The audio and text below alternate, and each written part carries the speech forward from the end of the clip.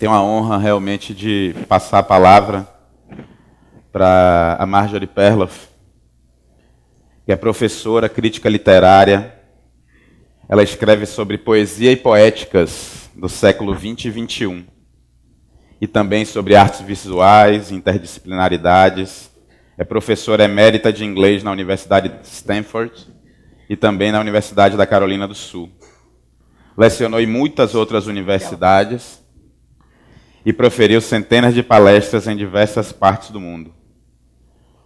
Publicou mais de uma dezena de livros, dos quais alguns foram traduzidos para o português, como o último, o Gênio Não Original, que Augusto mencionou, em 2013. Marjorie também ganhou diferentes prêmios, como a Bolsa Guggenheim, e atualmente integra a Sociedade Filosófica Americana. E desde 97, tornou-se membro eleita da Academia Americana de Artes e Ciências. Com vocês, Marjorie Perloff. Thank you. I have so much equipment on. Can you hear me now? Good, thank you. I'm so very honored and delighted to be here for this exhibition. It really is a thrill. First of all, it's such a wonderful exhibition. I want to commend Daniele for doing this. It is on such a scale. We never have exhibitions in the United States, even though it's such a big country, on this kind of scale, where you can go from the early work through all the different decades and see how they relate. And I urge you really to spend time at the exhibition and see how things morph from one kind of thing to another. Very exciting show. And since I gave a long talk yesterday using a lot of slides on the history of concretism, I thought today I would just do something different and talk a little bit, following up a little bit on what Gonzalo just did, on what is unique about, not so much concrete poetry as such, but what is unique about Augusto's poetry. And maybe I'll begin with saying how I first happened to come to Brazil and meet Augusto. I wrote a book in the mid-'80s called The Futurist Moment, Momento Futuristo. That has been translated into Portuguese by USPED, and so I was invited to Brazil.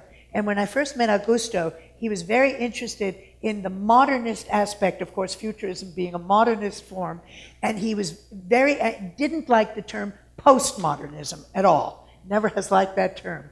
And I remember distinctly that we were walking, I think, to the Museum of Modern Art, and he said, you know, Marjorie, that's one mistake you make. Don't use that term postmodernism.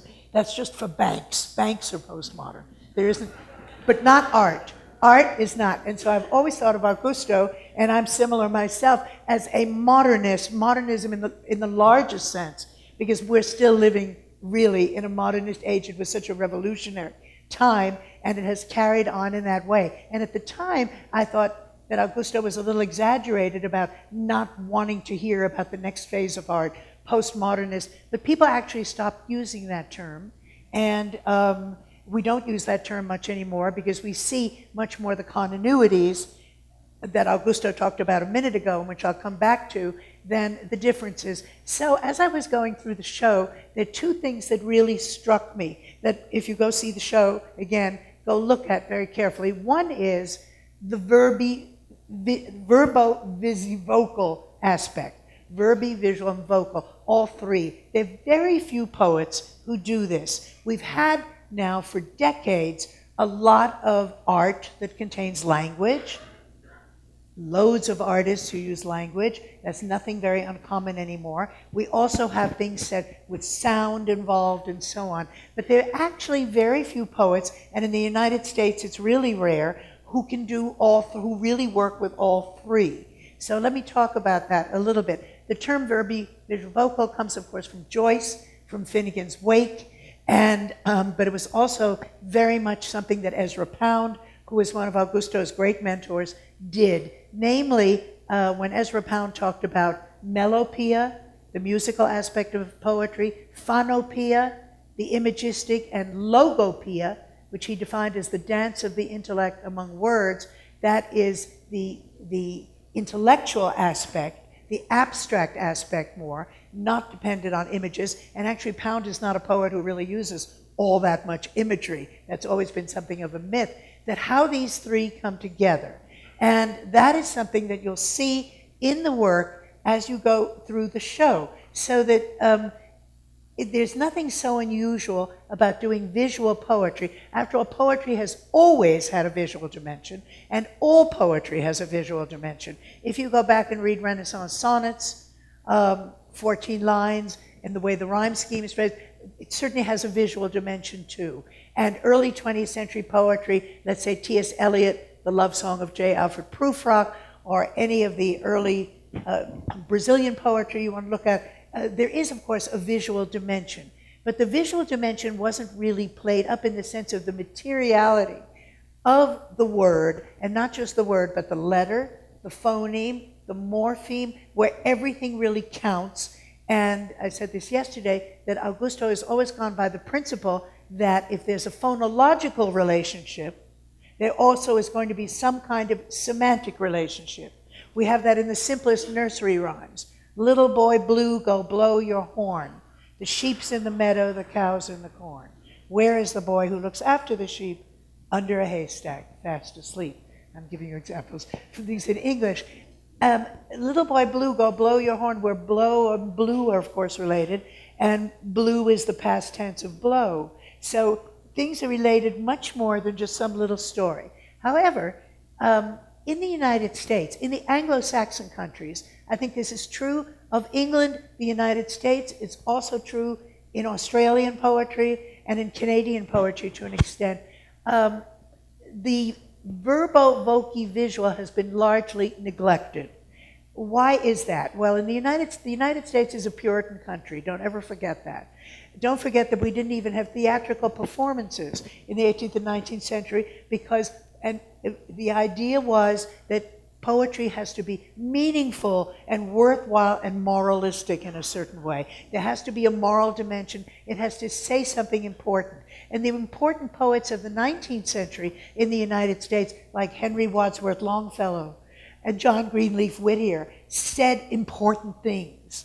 And even Whitman, I love Whitman. Whitman is a wonderful poet, but I notice Augusto has not spent much time on Whitman.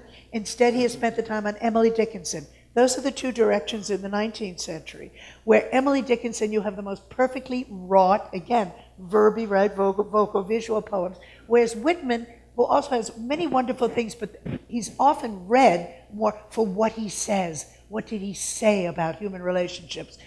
What do they mean? And so on, where the meaning is taken out of the actual poetic fabric. And that dies hard in the United States, so that the most famous 20th century poet in the United States is not Ezra Pound for most Americans, and it's not even T.S. Eliot, and not Mary Moore, but is Robert Frost, somebody who I don't think you've ever paid so much attention to because of what the poems say.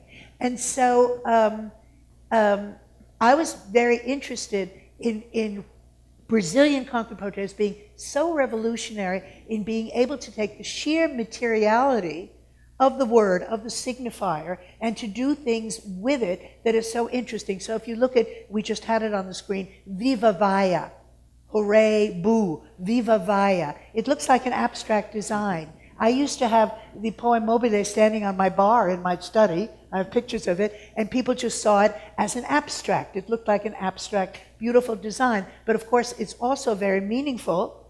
And Augusto was telling us yesterday how when he wrote it, he had in mind very specific things in terms of the junta and in terms of what was booed and what was praised. So of course, the roots are quite political and makes it very different. But when you have something like Viva Vaya, which is wonderful to look at, it is wonderful to listen to, if you just hear it said, and Andre Valles riffed on it a little bit and did a piece where he changes the V and the A and the I, I can show it to you afterwards, and where he does the actual people in a football stadium or somewhere cheering and then booing and showing what can be done with this material.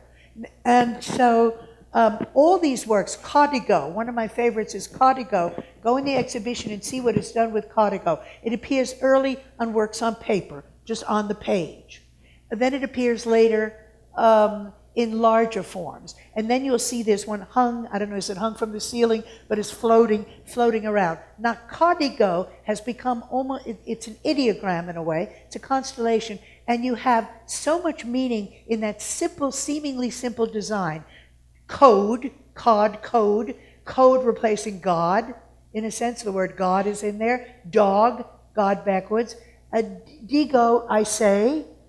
Co-digo, I say together.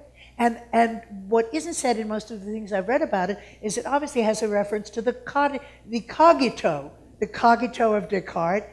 I think, therefore, I'm cogito ergo sum. So you have codigo, and you have in this small space a poem that meanings radiate from it, and it is so meaningful, and at the same time just beautiful to look at, memorable. You can't quite forget it. It has a particular form and shape, and nothing else can substitute for that. Now, I think it was Wittgenstein who said, but Pound says it all the time too, poetry is that which can't be paraphrased.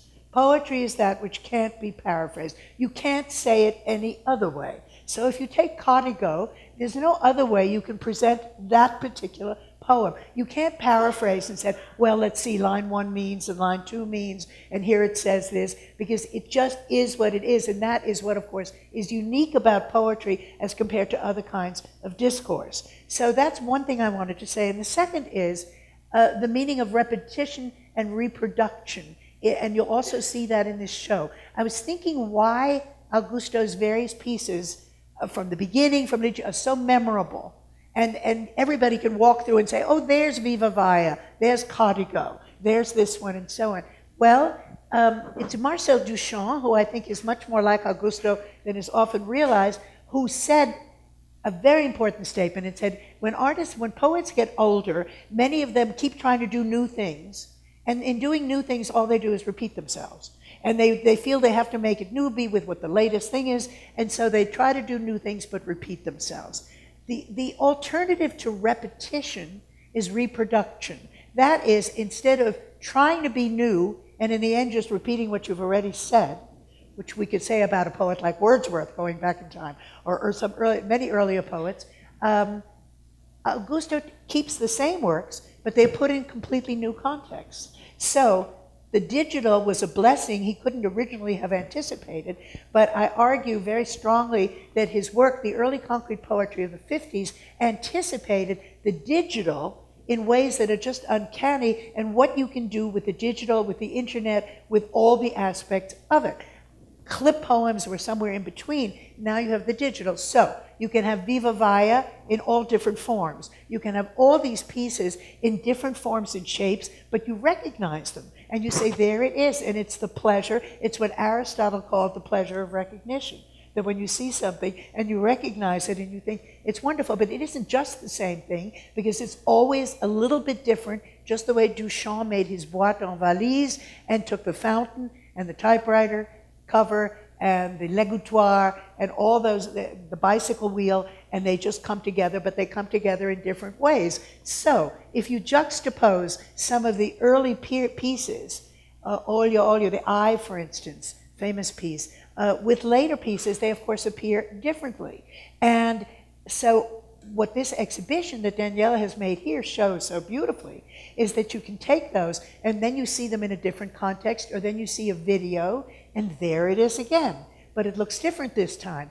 That forces you to think a lot about sameness and difference, and that's already, again, I think, a political quality. I think it's very true that the archive becomes very important, the point you made, and that you are forced to think about what it now means in this new context. Now, it was Wittgenstein who talked a lot about family resemblances, a concept I always think is very helpful. When we say you can't define something, you can't say what a chess piece is. What is the queen? What is a queen? Well, we know when we use it in the game of chess, but you can't really say what it is. But then you see it again, and there are family resemblances where the queen goes with the king and the other chess pieces. Augusto's pieces are unique. Even among concrete poets, there are many lesser concrete poets, after all over the world, who do one thing and that's it, and then maybe they do something else. But if you look carefully, and here again you could say the political comes in, his pieces all have family resemblances. They don't cover everything. They're not all kinds of things. And if you studied them carefully, you could start to see that there's always technology involved in some way, because Augusto realizes technology is here to stay, and so it is used. They are not going to be particularly about lakes and rivers and mountains. They could be, but they're not. And to get back to what Augusto said about surrealism, when he said the surrealist influence, which was so big but not his influence, and there were the exceptions to surrealism, it's quite true. In surrealism, the idea was always to say something new, dream states, find the unconscious, find some kind of new truth. But the grammar was actually fairly conventional. Imagery, metaphor was used in a fairly conventional way, whereas Augusto, as he said a minute ago, uses metonymy, juxtapositions of related words, much more than metaphor. And not only is there metonymy within a given poem, but there is metonymy from one work to the next, so that if you look at Código and see what kind of circle it is, and how the O and the C and the G are used, you will find other works that use those same things, and then you begin to catch on and recognize that the work is very coherent. Now, I thought that was especially interesting in the little film made about REVER, where we see a group of young people putting on the wall, what is the name of the piece where they write on top of the different things. Now, that's a poem that's almost illegible, and you look at it, but then you see again, here are the same shapes and the same forms and the same interest in similar things, public things, the public spaces, things that are urban things. And there's the great poem, I talked about it yesterday, Cidade, where Augusto takes all of the words that end with cidade, and you have in English, they're all the same roots, atrocity, velocity, going through the whole alphabet, and then you end, I love the way it ends when you read it, I guess, with Cid, where it ends just with city, very quietly, and you have that urban sense. But this is an urban poetry. It is a very modern poetry in that sense, and the interesting thing always with poets is to think what they don't talk about, what they never do talk about. Now, this brings me a little bit to Gertrude Stein, and I'll just say this, and then we can have a little discussion about it. Augusto is arguing that there's a big difference between the referentiality of Joyce and Pound on the one hand, and the non-referentiality of Gertrude Stein. And I said I disagree with that. It's a matter of degree, but she is not non-referential either. And actually, there are works, I was thinking that of Stein's, that would fit in very well in this exhibition and be used in various ways. For instance, she has a short poem that just has 3 words in Tender Buttons called Roast Potatoes 4, F-O-R, 4. Roast Potatoes 4. But that's the most amazing piece, really, because all her pieces, and this is something Augusto doesn't talk about, are things about cooking and food and clothing, pin cushions, umbrellas, and so forth. There's a whole section on food and roast potatoes 4. Now, first of all, 4 can also be 4, the number 4, F-O-U-R. So there are 4 roast potatoes. We don't know whether roast is a verb or a noun or an adjective, so it can be please roast potatoes for dinner, roast potatoes for me, roast potatoes, there are 4 of them. Then you have pomme de terre au four in French, and she was obviously playing on that, roast potatoes, pomme de terre au four, roasted potatoes. So actually, if you read her works, they make many of them make perfect sense, and Augusto I'm sure we'll now look at them, I hope, look at them some more. For instance, the very first Tender Button is a carafe of wine that is a hurt glass. Why a hurt glass? And you ask yourself, why hurt? Would it hurt? Well, because she's thinking of red wine. Red is the color of wounds. Red is the color of a cut.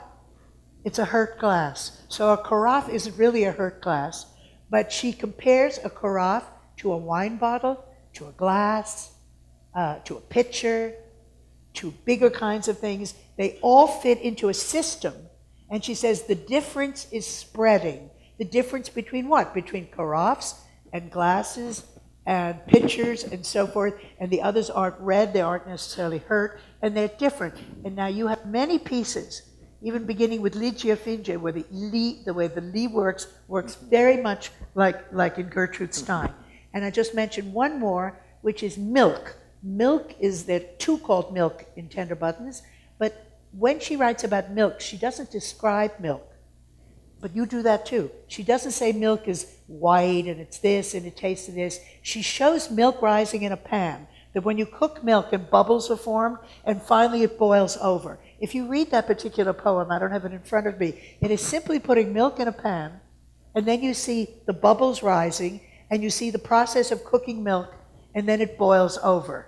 And then we get milk bottles compared to men. We have men who are like milk bottles when milk used to be delivered in bottles, and actually it is not so non-referential. And the interesting thing is, I don't think your work is so different, but of course the difference would be the circle of reference, that Augusto is not somebody who's going to be talking about, I think, cooking and making different things and so forth, because that's not your discourse radius in a way, which is, neither here nor there. So it's very interesting to look at these things, but I want to point out that just as far as sheer translation, what he calls in translation of things very difficult, that every major modernist we now have in a wonderful transcreation by Augusto, and some of them I think are better than the editions we have of the originals in the United States. The edition of Ezra Pound, first made in the 50s, then enlarged, with the beautiful cover of the Gojek sculpture, and there are essays in it by Haroldo.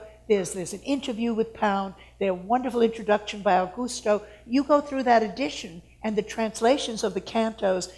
We don't have an American edition that is as thorough in many ways as this is, so that Pound in a way then becomes a Brazilian poet. So as you go, as I say, when we see the exhibition, we can just see these things coming about and that they lend themselves to different forms. And certainly I think this is the wave of the future, that we're not anymore going to have poetry just on the page that you read quietly to yourself, because in fact that isn't the way we read so much anymore. We read and then we come back to it and we read a little bit more. And one final point, and this is sort of a point for you. I've been listening on audible.com. I don't know how many of you know this wonderful new device of amazon.com called audible.com. Do you know it, August? No. Audible. No. And you can get any novel you want and listen to it in driving in the car or whatever you're doing. And so I've been listening to a lot of Henry James, who's a writer we haven't talked about. When you hear Henry James, you see exactly where Gertrude Stein comes from, and of course she admired Henry James very much, where you get those sentences that go, he knew that she knew, that he knew, that she knew, that she was knowing, that he knew, and so forth. That was already all there in James, and Gertrude Stein picked up on that. So you have this distortion of syntax, which is like many of your distortions of syntax, except that yours tend much more to be nouns, separate words, in line with futurism, I would say, and in line with Pound. And so one of the big differences between Pound and Stein is just that his syntax is a noun-based syntax. Palace in a smoky light, Troy but a heap of smoldering boundary stones. Okay. That has influenced you much more than the kind of peculiar sentence grammar that Gertrude Stein uses, which is one reason it may not appeal in the same way. And I think I'll stop there. Okay? And then we can just get more.